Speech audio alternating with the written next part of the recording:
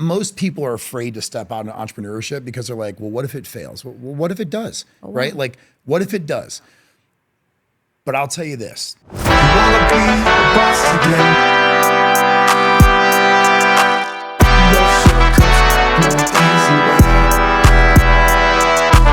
You wanna be a boss today? Welcome to the BILFPod, where authenticity trumps authority. And for those of you that are tuning in for the first time, I bet you're wondering what a BILF is. And it actually stands for Boss I'd Like to Follow. Just kidding. Our show is really centered around bosses and bosses of any kind, bosses in their own right. So I am super excited about today's guest because really it reminds me that our past, a lot of the times we spend so much time reflecting on what we could have done, what we should have done, and really believing that our past defines what our future will look like. When in reality, our past is really just building blocks, or I like to say our superpower to building character and ultimately allowing us to propel forward. And that's why I'm so excited about today's guest. Our guest today is Todd Speciale. He is it's the wrong show. No, he is not only a business partner of mine, but he is also someone that I call a very near and dear friend. So for those of you that don't know who Todd is, which you should know, I'd like to introduce Todd. I think it's so important that you tell your story about your past, because so many times I think people get caught up in reflecting on the past and, you know, what they could have done, what they should have done. And I know your past has been one heck of a ride for you. But what I love about it is that you're so open, and you've used that really to become such an incredible business person, as well as an amazing husband and father. Yeah. So for people that are listening, and, you know, a lot of people just kind of just reflecting, having that moment of, you know, is my past really going to follow me? Let's talk a little bit about your past. So can you tell everybody about your past? Yeah, sure. I don't know. You're going to try to make me cry on the podcast. Sorry. I just want to make you uncomfortable. That's part of this. It's being comfortable. You know what's funny is, like, you know me, and like, I don't think anything gets me real uncomfortable anymore. You know, I first want to say this. I'm so beyond honored to be here with you, because what you've done over the past, like, several years of your life has been fantastic. Like, you've been a boss for like a while. But I remember you came down to my office. We had a conversation about how you wanted to write a book. And then I would kind of nag you a little bit, and then you wrote the book. And it went bestseller, and you're crushing there. And then you said, well, I want to speak more on stage. And then you did that. And you said, well, I want to have a podcast. Then you did that. And I just want everybody to know, before getting to my story, that I not only respect you, but you are an inspiration to so many people. And just like you said, people should be following me. I think people are absolutely insane if they don't follow you and they don't watch your journey, because this is literally the tip of the iceberg. I'm not saying that because you're like my sister and I love you dearly, but I've seen it. I've seen what you guys have done. I've seen the direction you're going, the support you have from your family, your husband, your loved ones, your kids, everything. But like, you just get something in your mind and you just do it. And I think that is so hard for people to do, because a lot of people talk and they don't move. So true. That's absolutely. You move and talk, which gets you into places that people only like dream of being in, and you're just doing it. So I want everybody to know, first and foremost, for the love of God, follow Mara and like everything in your journey, because from the bottom of my heart, it like seeing you win. And I think that's what we'll talk about a little bit like today, but seeing you win is a gift for me. And every time like I share your stuff or I see it online, like I can feel how like truly happy I am, because I know how much you want to actually impact lives. Like, you don't need the money. You don't need another business. Like, you just care. This isn't for like the fame for you. This isn't for the cool bill thing and all that. Like, honestly, you want to pour into people's lives. And I think having the luxury of being one of the first people on your show, I just think people need to know that, so they can follow you and they know how genuine you are. And I just want to say that before we got to my story. I love that. Or did you just deflect because you don't want to talk about your past? Oh, no. I'm going to get into my past for sure. But I just honestly, I love you, and it's just so much fun watching you win. Thank you. Yeah. So yeah, my past is, it's a rocky one. And I think that, you know, I was doing a training, to be honest. I just got off the plane. As you know, I came right here off the plane from a training I did. And, you know, I was sitting there talking to a team, and this guy asked me, you know, he's read my books, and he says, what drives you? And I'm sitting at a dinner table with a bunch of leaders. And he says, because when I see you online, I see you a little differently. And I said, well, what do you mean? He goes, well, you put a post out there one day and you pretty much admitted every single mistake you've ever done. And I was just like, well, yeah. I was like, because, you know, in today's world, IG and Facebook and, you know, whatever the Snapchat thing is, I've never had tool for that shit, but that was TikTok and everything else. Mara, it's the highlight reel of people's lives. Yeah. Right? It's like everything is like, look at me, the 190 million filters, and I changed my nose and I changed my chin. And, For sure. you know, it's just like, look at all the money I have and the cars I drive. And, you know, a long time ago, I realized that like, or I was actually afraid to come to the realization that it's okay to make mistakes, and that the people that actually judge you and they're not your friends, they were really never your real friends and supporting you to begin with anyways, because we all make mistakes. So I didn't really share a lot of the heartaches and stuff that I've gone through. And I'm sure I'll get into more detail on that. But the reason why I shared that post that day was because, as you know very well, when you're scaling and you're growing and you're becoming a stronger human and you're accomplishing big things, right, haters come, right? And they're going to come regardless. For sure. Always going to have them. And I used to say, you know, fuck the haters. Like, get rid of them. I don't care, whatever. And I've changed that from like taking what people say and it drives me. Some people it doesn't, but it's like, you can't do that. Well, and I'm like, watch me, I can, right? Or, you know, you're not going to last. Okay, well, watch me, that I will. And when you change a hater from someone who hates you into actually like, they're like, okay, shit, I can't stop this person and they're going to win regardless. And they transform into someone that's like a follower and someone that actually like respects you now. They become gladiators by your side. So true. And I wasn't building enough of them. And I started wondering why. And a lot of the haters are just like, oh, you're fake and you do this. And I see this stuff online. All the money's bullshit. You don't have this. You don't have that. And I thought to myself, well, why would they think that? Because they don't even know me. Well, it's because everything was a highlight reel. Like, people want real. Yeah. Like, they want to know the struggle. Because all the shit that I've done, a lot of bad shit, like, people are afraid to share. Like that that post that day. We don't have to get into every detail, but I ran illegal card games for a living. I've been robbed at gunpoint. I stole a toilet when I was rebuilding a home because we were that broke. Someone broke in, stole all the AC units out of a house that we were rehabbing at the time, our only home, while I was living with my wife's parents to build that house. I got arrested for that, right? And how embarrassing is that? So broke, you had to steal a toilet. This is like crazy stuff. Yeah.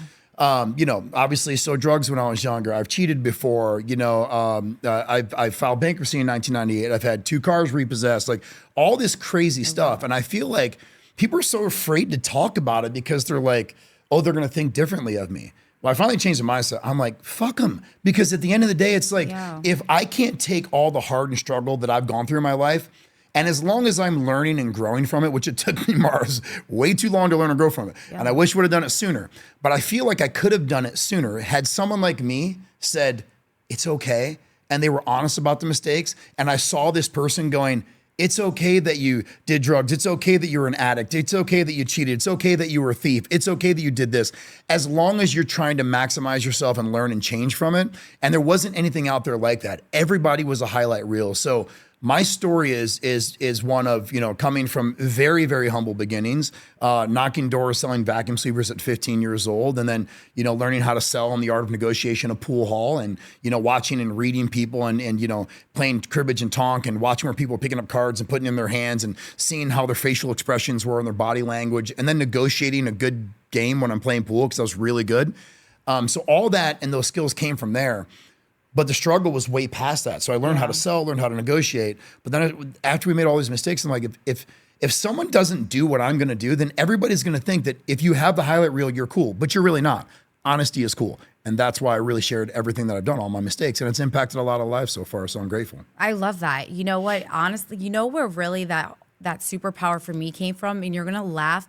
I mean, I think I've always been brutally honest, but do you ever see the movie The 8 Mile? Oh yeah. Like at the end, he's like, forget it. Like he throws down the mic and he's like, you know what? He's like, I am broke. I am poor. My girl did get banged. Yeah. And you know what? At the end, what happened? Everybody got up. They gave him kudos. They applauded him, and just kind of put the reality that you know, in life, you're going to mess up. That's just what it is. It happens.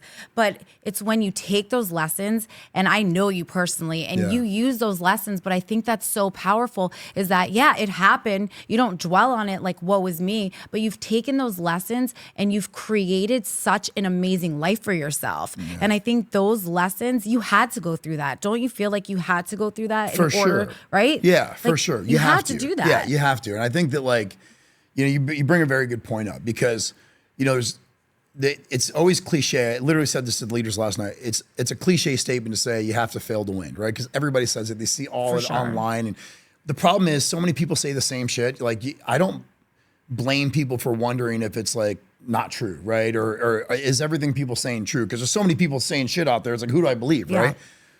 But if you watch someone go through hard, you kind of realize that a lot of people have gone through stuff that you have and like I have, and they're just afraid to admit it. And they're scared to kind of put this persona out there because people would judge you, number one. But that failure is what builds you.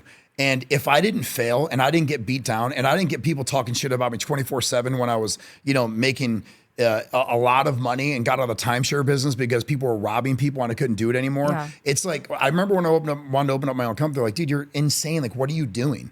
I mean, it's like, I can't live like caged in. And I feel like that's what people, the lives they live, I feel like everybody's caged in if they're so worried about the opinions of others. And I just let go. And I was like, it's okay, because the failure will build you. And I think another thing that people are afraid of is like, people can't talk shit about you if you're open about what you've done. If you talk shit about yourself, that's what happened in the 8 Mile. Yeah. I'm telling you. Papa Doc, baby. I mean, it 100%. just worked out for him, but it's so true. I think failure, yes, it's inevitable, but it's how you fail and then how you what you take from it. And then you take the setback and you use it as the comeback. Amen. And that's, you're right. It is very cliche. We all say you have to fail before, you know, and then they give you all these quotes and Michael Jordan did this and Kobe did that. But I think the real struggle is when they failed, did they sit there or did they get right back up again? Right. Because if you know, the real reality is once they failed, they hit the court a million more times and they were sitting there until they got it and they missed lunch and time with their family. And it's like everything in between, the intentionality. And I think that's what happens for a lot of people is that they fail and they're like, okay, I failed and now it's time to succeed. But it's what did you get from that lesson? Yeah. You know, what came from that really like ignited that fire inside of you. And just like you, I mean, for me, it's the naysayers. I love the haters. Me too. Like I have learned those haters. I mean, I just want to give a shout out to all the haters out there because they have ignited the fire in me. My favorite is, like I told you before, the unsolicited. I love the unsolicited haters and their advice. Yeah. I love those people. They're the best. Because those are the ones that really make me want to not only talk about it, but be about it. Like, I can't do this. Oh, I'm going to show you I can definitely do this. You and I are a lot alike like that, though, because remember we talked about on our podcast with Brandon,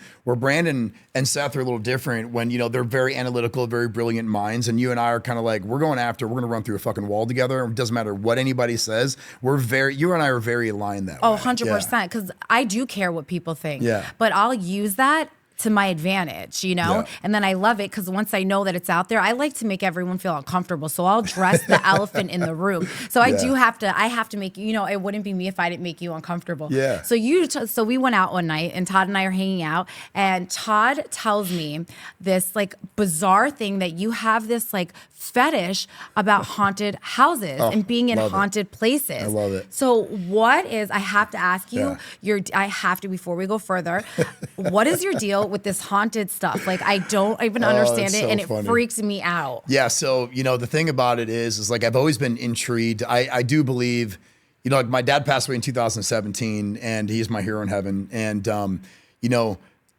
I always had believed in spiritual stuff before, right? And I'm always like, if my dad goes, he's not really ever gone, right? That's what we would love to believe. Because, like, I don't think anybody really knows. They say they do, whatever. It's what you believe in your faith, whatever, right? And obviously I believe in higher beings. I believe in God. That's my thing. That's fine, right? Yeah. But like, I've always had this like super intriguing thought that if it happens to me, then I can prove to myself that it is real. So like every time I go overseas, which we fly overseas, like we stay for a couple weeks every year, we like try to stay in the most haunted castle and like the most haunted hotel rooms. And the Stanley Hotel in Estes, Colorado, my wife's father and I went there together, and we stayed in what's called the Cowboy Room, and it's the most haunted room in Stanley crazy. Hotel. It's the place that Stephen King wrote the book The Shining, right? cannot. Insane. So, but yeah, I've always had like this crazy like, and I've never seen anything though. So I want to be very clear. Like I've never seen anything happen or anything, but something has happened because there's this thing called, and I think we told you that story that I would be happy to share, but it was with the spirit box. It plays like white noise backward. It's like a sound, like it's like, it sounds like, it's crazy. So one night, my wife and I and some friends of ours were at the house, and my dad's ashes are in my office. And I said, I'm gonna try this spirit box out. And this is 100%, because Michelle, she'll tell you, she'll be like, Todd's lying, right? You know Michelle, she'll be like, he's lying. And Michelle could not believe it. Like we were shocked, like it was insane. So me and a friend of mine were in my office. I turned the spirit box on, playing white noise backwards. And I put my hand on my dad's ashes. And I was like, Dad, if you're here, if anybody's here, please say something just so I can know you're here. First time I'd ever used it. There was like nothing for like 3 minutes, kept asking questions. And I was like, fine, Dad, if you're not here, whatever. And you heard Todd, clear as day, out of this spirit box. And there was so crazy. Dude, it is so crazy. It is, but it was like, I kept telling myself, I'm like, that just didn't happen. And then Michelle's freaking out. The couple of those, they're freaking out. And I'm so glad there was more than one person. Could have proved to me like, it can't just say Todd. If it said some random name, whatever, or something like that, it might be different. But it said Todd, clear as day. And then I asked some other questions for like another 10 minutes, nothing happened. And like literally 15 minutes later, you could hear like a little girl's giggle laugh, and then it like shut down. And I went to my pastor at my church, and he goes, dude, you're a maniac, because obviously they believe in, he's, Christian pastor, and he's like, he believes in spirits and, the Lord, devil, whatever. And he's like, that could be a demon, faking the voice like it's your dad. And it was really crazy stuff, which Michelle made me toss out the spirit box. But I still had this thing, like I love watching ghost adventures. I'm still going to stay in the most haunted places I can find. And I just love it. It's just adrenaline for me, I guess. So sorry, I had to ask. Yeah. But wow, that is insane. But switching back gears, your past, you have this like crazy insane past of like illegal activity, running card games. This all happened really young. Yeah. At what point did you finally decide that you're like, okay, I'm putting the illegal activity behind and I want to do something better with my life? When did that happen for you? What age? When? It was twofold. So honestly, like 2012 is when I ran my last card game. And I've been robbed at gunpoint 3 times. I was like anybody else. I was, younger, full of steroids, did them for 10 years. I was mean. My blood pressure was always high. I was a drunk guy fighting people downtown. I thought I was living this great life, making $5,000 to $10,000 a week cash. I hadn't filed taxes in 10 years. And one night I got robbed at gunpoint, and I lost my card game. Well, that was the 3rd time I got robbed at gunpoint, where people were like, dude, I'm not doing this shit in Orlando anymore. I'm just gonna drive to Tampa and go to the casino. It's way too risky, right? Wow. And we had the vice president of Walt Disney World play at our games. We had like a lot of high-end people playing at the game. And we had, I ran it like a business. We had a, waitress, and we had catered food. And I don't know if you've ever seen the movie Molly's Game, but it's a lot like that. And if some of you watching now, if you've never seen it, watch Molly's Game. That's me. It's just on a much smaller level. They were betting millions. We weren't, but we'd have 50 to 100K on the table late at night. But by the 3rd time I got robbed, the security guard got pistol whipped. We knew it was an inside job. It's like, come on, we got armed guards now. It was like crazy. Yeah. And they took everything out of my safe. I was single at the time. My daughters were very young. My middle daughter at the time was 10. And Avery's like 15, my oldest daughter. And I remember like as I'm getting like literally sitting there getting, robbed at gunpoint, and it's a cold barrel to my head. And they're like, Todd, we know you. And if you move, you're dead. Right. And I remember thinking to myself, like, God, like I'm a single dad right now. And my ex is already insane. And my kids are going to grow up with that instead of a father that's there for them. Like, is this really the life that I want to live? Right. And then I thought to myself, well, hopefully they won't find my safe in my bedroom. And they did. And they took the safe. And I had like 60 grand cash in the safe. It was every dollar I had to my name. This happened in your house? They came and got you? I was actually living in a room of somebody else's house at the time, because I recently kind of split up, and I stayed there the past few years. And they kicked in the door of where I was living. at the time, because we just and this is why we knew it was an inside job. It was a random card game because it wasn't. My card games had always been like penthouses downtown. We were out the top floor and everything. There's like a random card game one day. We're like, let's put it together. And there was like 50 grand in the room. So it was definitely an inside job. Like somebody told someone for sure, whatever. But they took all the cash that I have. And in poker, you know, if you came to the game and you're gambling and you were like, you know, you bring 5,000 cash and you lose that cash. Well, I know you. If Mara says, hey, Todd, give me 5,000 until next week. I'm like, cool, whatever. It's called credit, right? It's putting it on the book. Like, no problem, Mara, give you $5,000. You pay me next week. Everything's good.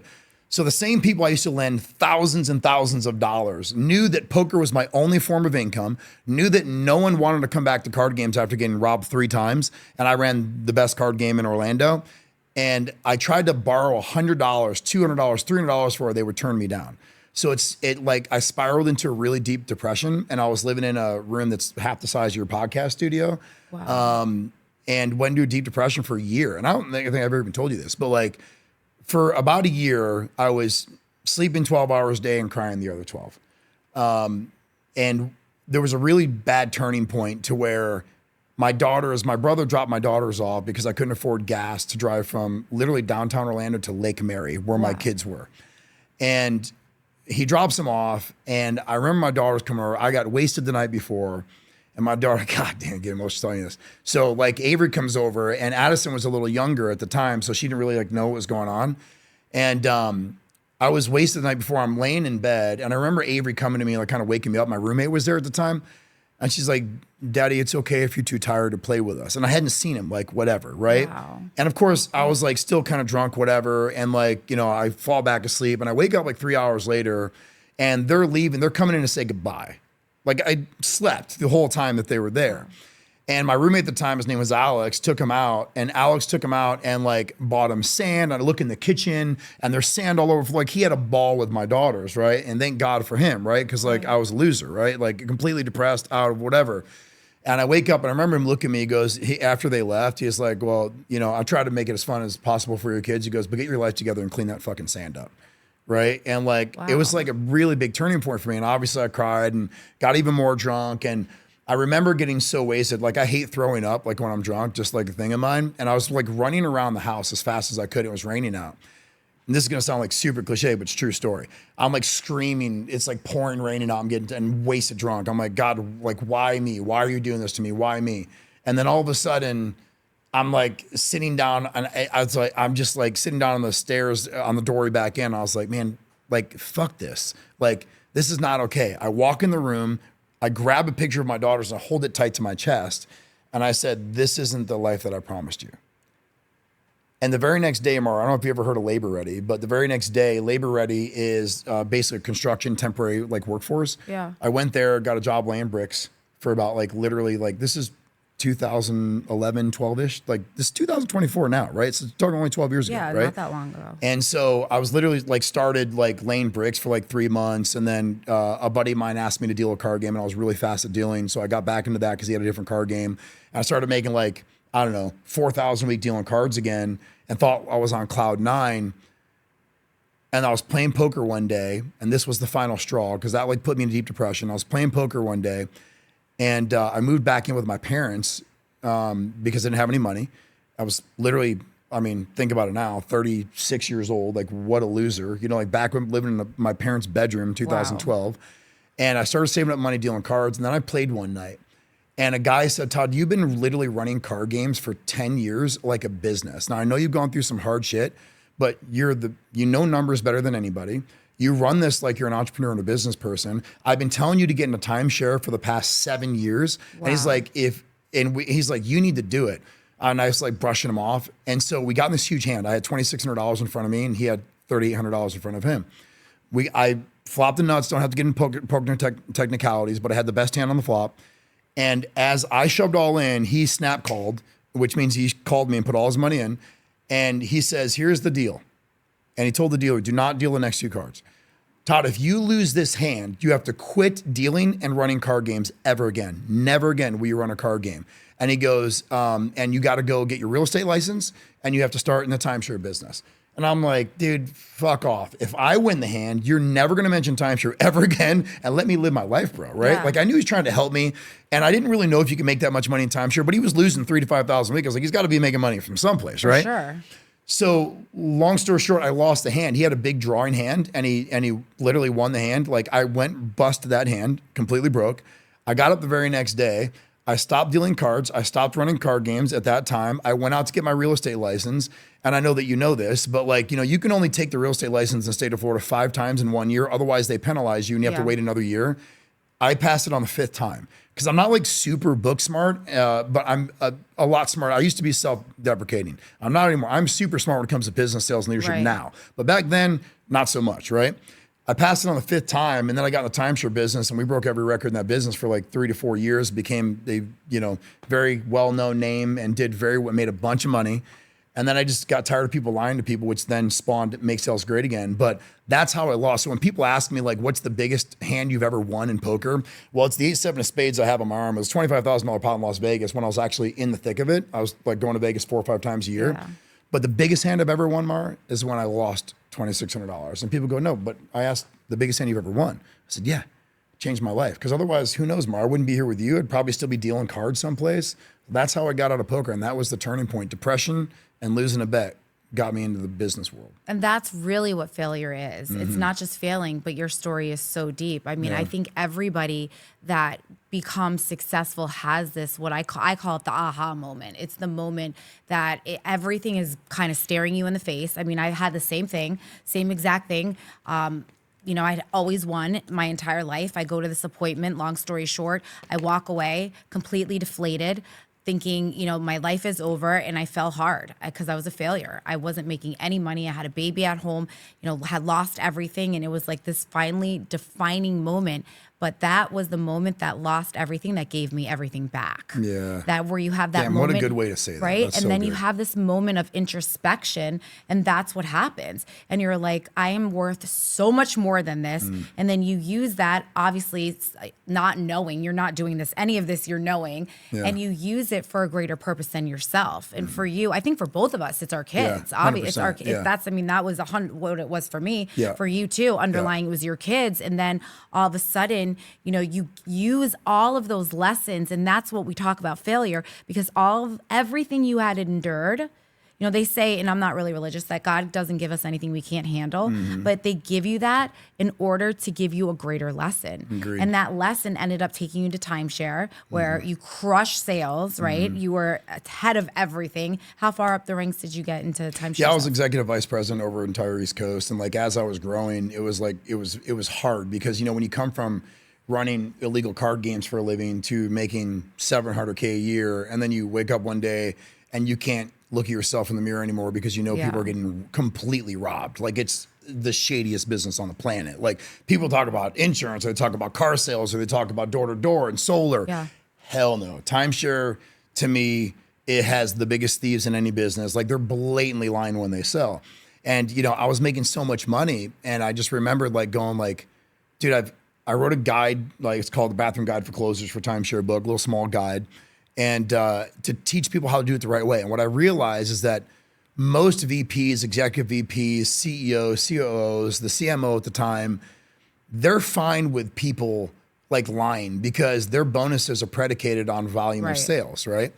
And so when you talk about it with them, they hear you, but they're not really listening because they don't care. They're like, dude, I don't care. But when I'm telling you, like, I walked into a room one day where this girl literally, she said, I got this deal. It was a $90,000 timeshare deal. She's like, go in there and just button it up. And I was the TO at the time. Right? I was like, yeah, sure, whatever. So I walk into the room, and there's these two 80-year-old people, and they're in tears. And I'm like, shouldn't they be happy? Like they're going to buy a vacation, shouldn't be pitching vacations, whatever, right? Yeah. They were an owner in this resort. And for a legal purpose, won't mention any names, of course, but they were owners of this resort. And the people were like in devastation of tears. And I look at the lady, the missus, and I was like, ma'am, are you okay? And then I look at the man, and the man, veteran's hat on, crying his eyes out. I'm like, guys, what is wrong? It's like, you please help me. This is before I signed any documents, before they signed documents, whatever. Well, the salesperson lied to them and told them that the timeshare that they own is going to get forced onto their kids and their grandkids and their grandkids and their great-great-grandkids if they don't do something about it. And the maintenance taxes at the time were $15,000 a year, right? Wow. So, and to them, that's like a ton of money. You're talking about people who are barely making it on retirement. So what she tried to sell them was an $80,000 gig. And they're basically saying, if you spend 80 grand today, it'll cover the maintenance of taxes forever, which is not true, right? Blatantly lying. And they go, well, we don't have 80,000. What do you have? And she goes, well, we only have our home that we were going to leave our kids. And the salesperson talked them into calling their bank and getting a home equity line, a HELOC loan against the only thing they were going to leave their kids, which is why they were in devastation of tears. They're like, we don't have any money. Like, that's what we were going to leave our kids so we could lay our head to rest knowing that we left them something. Wow. Made them call, get a HELOC loan right then and there.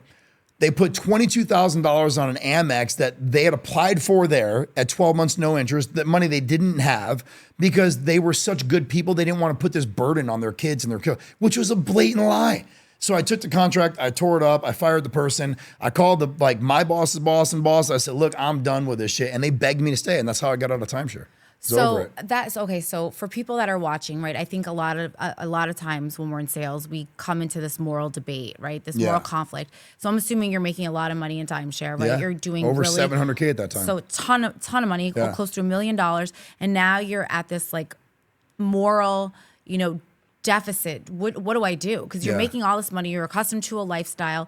So how do you, you already talked about what the defining moment was. Yeah. So now, did you have a backup plan, or did you kind of already, or you were just like, I'm leaving and I'm out and I'll figure it out from here? Or I had no plan, which was the craziest thing. And my wife, Michelle's like, what are you doing? And especially if we've talked a little bit about my story, coming from the most humble beginnings, equal to Section 8, right? Very humble beginnings, right? And then I've created this life through sales with, I have no college education. I haven't done anything. And I'm thinking I know how to speak. I know how to negotiate. And I'm very honest. This isn't a sales training thing, but I always sell from the negatives. I think that a lot of salespeople try to pitch all the features and benefits. And I always talk about what the product or service won't do. Yeah. So I can get that out of the way and just be honest with them up front, which I know you know very well. Yeah. And I made a great living doing that. But the problem is you can train other people to do it. But behind closed doors, they're going to say whatever they want to say to get the sale, right?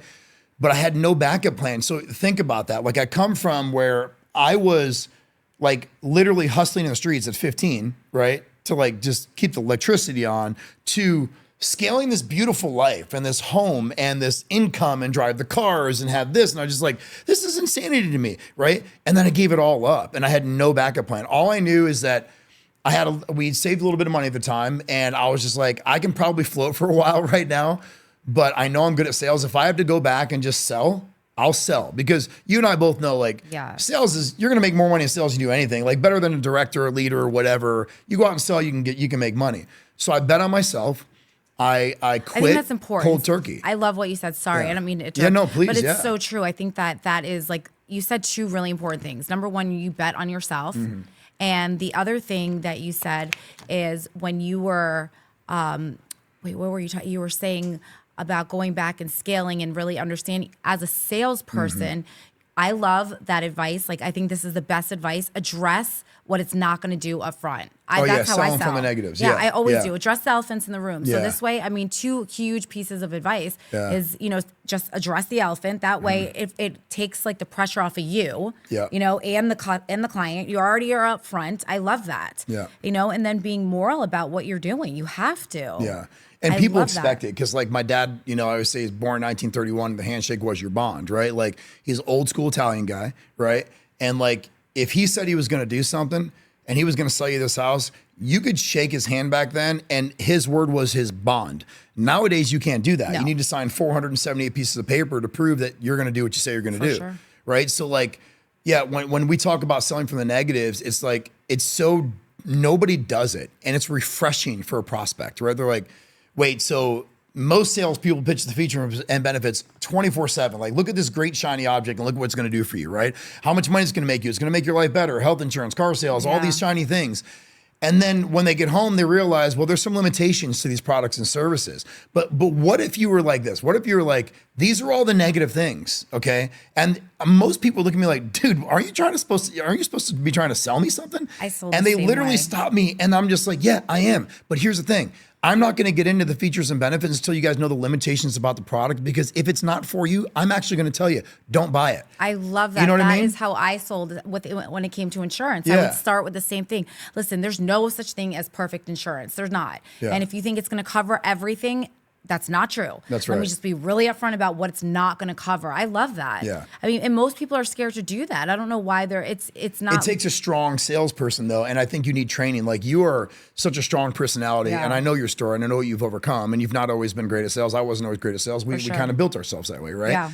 But it takes a strong person to do that, Marby, and I know that you know that. But like, for the people listening, it's like, if you start there, you have to be really strong on what the product can do. And that's really just building trust in that relationship up front. Because to me, it's like, if you can get rid of all the bad shit, to when they get home, they go, oh, Mara told me that. On this thing, oh, Mara told me that too. Yes. Mara told me that too. Your cancellation rate is going to go way down. The retention goes way high. And guess what? They're going to refer you to everybody without even asking, because they're like, dude, it was the first salesperson that told me the truth. And that's what we do now. We go into these organizations and we teach that. The problem with many organizations is that how you get paid is when you make, and like, you make a lot of money. Like, when you make a lot of money running a sales organization, you can literally pour into the lives of people. But as you grow and your empire that you have, and I know that you know this, Mar, you have hundreds of sales reps working with you. And you're not there on the phone call every call. And you can train a manager to be there, and you can train their manager to be there. But they're still going to be able to say whatever they want, all right? And they're going to do things and try to manipulate some sales sometimes to get to just line their pockets. And then you have real life world problems. You've got, I have bills to pay, right? We've been there, right? For sure. Can't make your car payment, can't make your rent payment, don't do this. Well, man, if I get this sale, everything will be covered. So let me just stretch a little bit. And then they stretch and they get paid. Then they get the taste of the commission. And then all of a sudden they become a manager because they're good at sales, which is the worst thing for any company to do. You and I both know, just because you're good at sales does not mean you're a good manager. No. And you could be a good manager and bad at sales. Absolutely. It's an anomaly to find people that are both. But then you get a person that's good at lying that is teaching other people to be good at lying. And that's what timeshare did. That's what a lot of insurance companies, that's what car sales does. Yeah, a lot of salespeople. That's why we have such a bad rep, but it doesn't have to be like that. It doesn't. And I think that's a huge misconception, because you can make a ton of money, right? They say the top earners in the world are entrepreneurs in sales. Fact. But you can do it the right way. And the best quote I ever heard was actually from the CEO of the company that I work for. He said, income is the outcome, not the objective. Mm-hmm. And if you live your life like that, then that's the result. Right? You always do the right thing first, no matter what. You do what's right for the client. You do what's right by your agents, or the people that are working for you, by your family. I mean, it's the same thing when it comes to your kids. If you teach them morally what to do, then the end result, it will be the income. For sure. All the time. Yeah. Every single time. You don't sure. have to be a sleazy salesperson. Yeah. You don't have to do that. But there's so many of them out there. And that's really what spawned the name Make Sales Great Again. It wasn't political. It was before Trump was in office. It was like, to me, it was like, I got so tired of companies, and that's where that's where I really like the idea spawned in me. Like, there are companies that need this help. They need training, because most sales trainers are bad trainers. Wait, so you left. Okay, so now you leave. You have no plan B. And you go ahead and you come up with this idea, Make Sales Great Again. So can you give me a jingle? Give me your elevator pitch on what is Make Sales Great Again. No, I mean, at that time, the jingle was different than it is now, because as you know, we do business deep dives now, but back then it was literally sales training. It's like, let me teach your reps how to sell the right way without lying, which will keep your retention high and your cancellation low. And the idea was, in that pitch was like, just imagine if you had 30 reps, and this was kind of the pitch, right? Imagine you have 30 reps on your sales force, and you could teach them to be better closers and do it honestly, right?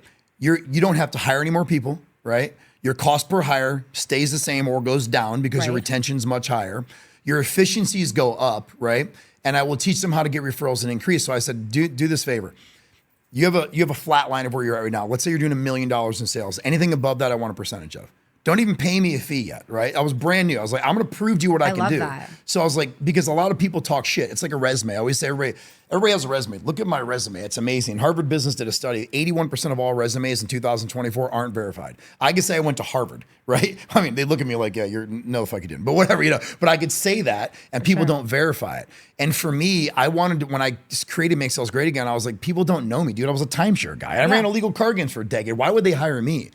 So I said, well, I got to prove it to them, right? My resume doesn't mean anything. I could be the best in timeshare. Right. Doesn't mean I know how to sell everything. I'm not good at sales. Maybe I was just good at that, right? For sure. So I created a flat line where basically it's a baseline of sales that they had done $1 million. I said, I don't want a retainer. I don't want a monthly fee. I don't want anything. Who did you pitch to? What it was timeshare business at the time. I was going into companies that were really struggling. And then my next client a year later was an insurance client, right? With 2014, my first insurance client.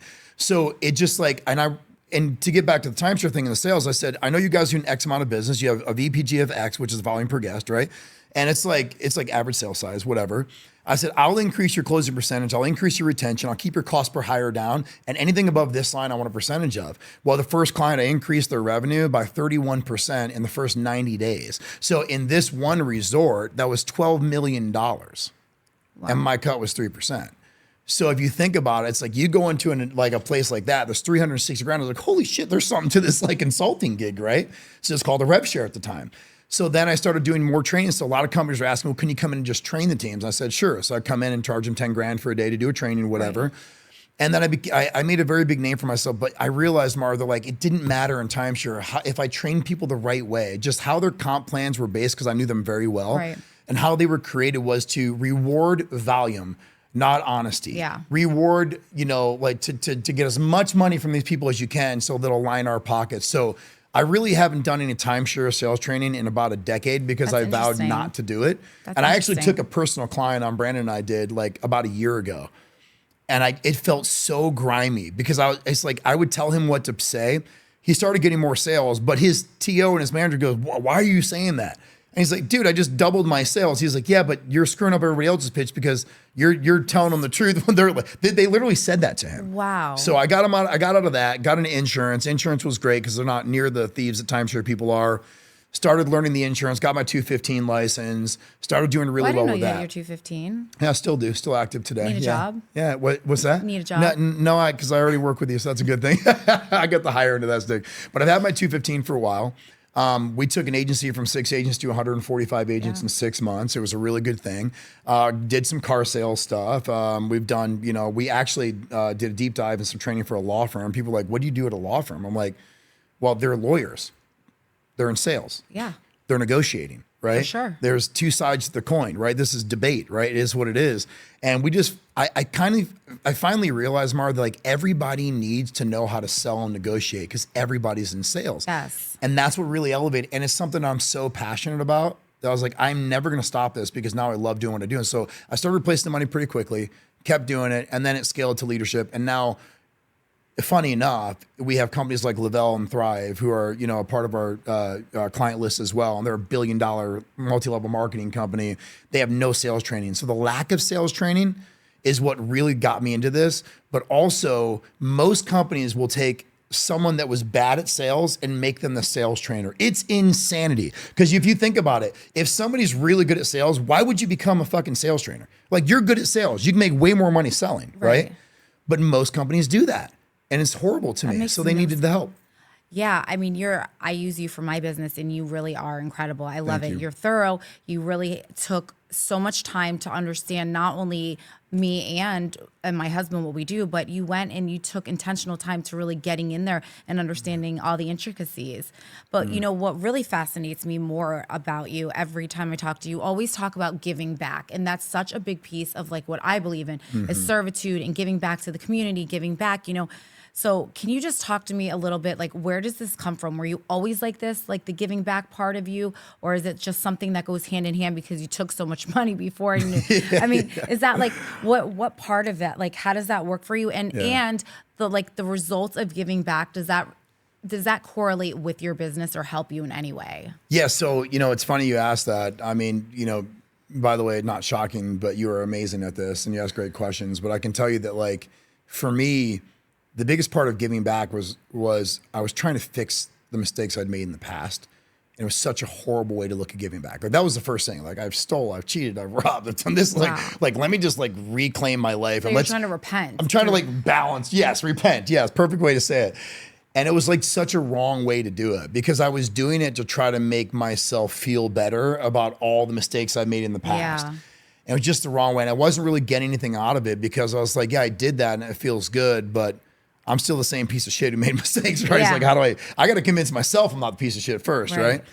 But then I kind of realized that I didn't have money growing up. So now that I do a lot better for myself, I wanted to pour back into the people that were, I think it stems from my childhood. Like, you know, many Christmases with no gifts, and like many Christmases where, you know, my parents were on antidepressant pills their entire lives. So like to see my mom and dad struggle like mentally for so many years because they were always depressed because they couldn't do enough. I mean, think about it, right? As a parent, we want to give our kids and our family everything they ever want in life. And my parents, because they didn't have, like, my mom was the hardest worker ever, but she worked at Lancome in Dillard's, retail department for her entire life. And my dad was always depressed or a new get rich quick scheme his whole life, you know, and just really never made any money. So my mom was really the breadwinner at $500 a week. Like, that was my family's entire income. You know what I mean? So like to see her work so hard, and then to see her on her feet all day long and like trying to provide for us as a family on her own when my dad's massively depressed in the home, I see her. It was like, I know what kids, because I know what I felt like, are feeling when they're in an environment like that. And I thought to myself, if I could help just give these kids any hope at all, give families hope at all, then, and I'm a prime example that you can change your life. And you're not a victim of your circumstances, right? And if I can do that, it'll make a difference. And then, so I started really taking on personal clients at the time for free, was helping them, like, and they're always asking me, how'd you navigate this? How'd you write this book? How'd you do that? And something you said resonated with me earlier. Something traumatic in my life had to happen in order for me to pivot. Always, it's always that way. It's kind of like you talk about going through hard. Everything was traumatizing when I made the change. It wasn't like I woke up one day, I was like, I want to be a really good sales trainer or a leadership development. No, something traumatizing happened. I got robbed at gunpoint, right? I was a piece of shit that was drunk on a bed when my daughters came over, wasn't a great father, went through bankruptcy, repossessed, all these traumatizing things. Well, the traumatizing things that have happened, when I look back at like the horrible things that I've done in my life, it was something that always catapults me to the next level. And so I made up this thing and I said, well, I'm just going to give back. And since I want to try to help every year, I want to do it at a premier time, which is like Christmas, right? And so for the past 8 years, at Christmas Eve, my daughters and I, it was 8 years ago. So Avery was 18 when I started it. Abriella was 1, right? My middle daughter was 13. And so like, we used to go, and we still do, every Christmas Eve, we'd go into families' homes that are less fortunate. We got names from either churches or from like communities that said these families don't have any money. They're just completely dilapidated homes. Like we go in, like it smells like cat pee, the ceiling's falling down, all this shit was like horrible. And we would put up Christmas trees and put up Christmas gifts while the kids are asleep at night so they could wake up to a Christmas. So we did that for like a couple families one year, and then 4 families the next year, and then 10 families the next year. It's like, it's just gone up. So we've helped like almost 80 families over the past 8 years. Maybe not that many. So maybe like 60, 65 families over the past 8 years. And even this year, Christmas Eve, but that's how we spend our Christmas Eve. So my mother that likes to have Christmas Eve dinner says, you can have it at 3 or 4 o'clock now, which we used to start at 8, because I know you guys have so many, homes I'm to coming go to. with you this year. I know, and I cannot wait. I'm really committed to it. I love that you're coming. I think it's fantastic. Seth And you guys asked donated. me, Thank you. He asked me, Seth aside, he was like, are you really going to do it? I go, yes, 100% I'm going to do it. Well, get prepared to cry like a baby. I'm coming. Because like I cry like a baby every year. One year there was a guy who had an extension cord from another home that was living in this like shack on a farm, no electricity. And the only light they had when we left, God, talk about it, get emotional now. The only light, we walk in this place, there's no furniture, there's mattresses on the floor. The wife had a blanket over her head because she was so embarrassed when we came in. She just didn't want us to see her face. So I was talking to the husband. The kids are in the other room sleeping on one twin size mattress in a sleeping bag. And just because it had a roof on them, it was like you walk through and like the floor, you could almost fall through. That's how like shitty this house was. And so the shack they were living in. So we had a 70-foot long extension cord that we put a Christmas tree up, and the only light in the house when we left was this beautiful Christmas tree. Wow. God, it's hard. Wow. It's crazy. It's crazy. Wow. And then to like see all these gifts under the tree, and then to know that the very next day, the guy calls me from his, he had the WIC card to get food, and they gave him a cell phone, and he calls me and he was just in tears. And I just got done writing the things I do know. He went out the very next day. He got a job. He works at Home Depot now. Still stay in contact with the guys. Like, you literally changed my life. And I remember seeing these pictures of these kids in the morning. It's like, if I don't do anything in my life, if I made 40 grand a year, I'm setting aside $100 a month, $200 a month to make sure I do this every year, because the reason why you see the emotion in me now is because like, that was me, dude. Like, I know what these kids are feeling. I know what the embarrassment is. I know that it's just like, it's so touching. So I'm so grateful you're coming this year. I'm grateful for your donations, but now this year I wanted to raise a couple $1,000. We raised $4,000, which is so cool. And I'm just so grateful for people like you that allow us to keep doing this. It is so amazing. And I think it goes hand in hand. You know, if you're doing well and where I come from, you have to give back. And it's not out of obligation. It's because you want to give back. And I think that, you know, for people that are out there listening, if you are in an entrepreneurial space, and it doesn't matter if it's $4,000 or $4, giving back is just something that should be incorporated into your business. Because I think your results in the end, and you do it because you want to, not out of obligation or to make yourself feel better. You 100%. Don't do it. You do it because you truly feel that in your soul. And that's exactly how I feel about being a servitude type of person in general, not just a leader, but a person in general. And I think that it's shaped my business so well too. And a lot of people don't understand that. But I'll tell you this, like what intrigues me about you is that your past is your past, but you own it. And that's your truth. Like, and you're proud of, you know, maybe before you weren't, but you should be proud. And so many people are not proud of where they come from. And, you know, both of us have suffered the loss of a father, both of us. There's something that I never spoke about until very, very recently. But, you know, those are all things that have shaped us to be who we are. And when you are an entrepreneur, which is hard in itself, right? It's already comes with this, like, who in their right mind would ever want to be an entrepreneur? But I think the reward is so much better than the risk. And, you know, you do, like we said, you know, you do have to fail, but it's not those failures of just, you know, ultimately falling. It's what you learn from it and what you've gathered from it. And I think that your story is absolutely so compelling and you have so much to offer. I love watching you. I love seeing your sales training. Your energy is infectious. Like every time I'm around you, I'm like, who's going to talk more, me or you? You know, I always feel like that. But more importantly, you know, there's 8 billion people in this world, and just know that, you know, nobody is like you, nobody in this world. And from one BILF to another, if I can leave, I want you to end this. I want you to do the ending. And number one, give a good piece of advice to an entrepreneur that wants to become, or that's contemplating becoming one, or someone that is, just the best piece of advice that you have, and where can people get a hold of you? Yeah, for sure. Well, first and foremost, I mean, look, I can tell you, we both, you know, talk a lot because we're passionate about like things that mean something to us. And I think that it's easy to be transparent and have good conversation. You and I have never had a bad conversation. You know, it's like, we talk, we are very understanding of what we've gone through. We respect each other very much. And there's so much there that I'm always said, you're going to be my sister for life and I love you dearly. There's nothing I wouldn't do for you, you know? But it's like, you know, for me on an entrepreneurial side, to give people advice, you can always go back to what you were good at, right? And most people are afraid to step out into entrepreneurship because they're like, well, what if it fails? Well, what if it does, right? Like, what if it does? But I'll tell you this, don't ever be the what if person. What if I met someone that could completely pour into me as a human and change me and my family's life forever? What if it was that one client, right, where we just collaborated with? Like, I'm so honored to be able to like run with you. But like, what if so just don't be the what if person, because people die more from regret than they do from anything else, like ever. Like, you could be perfectly healthy. If you literally look at these like nursing homes, they'll tell you people die more from regret than anything. It's a very true thing.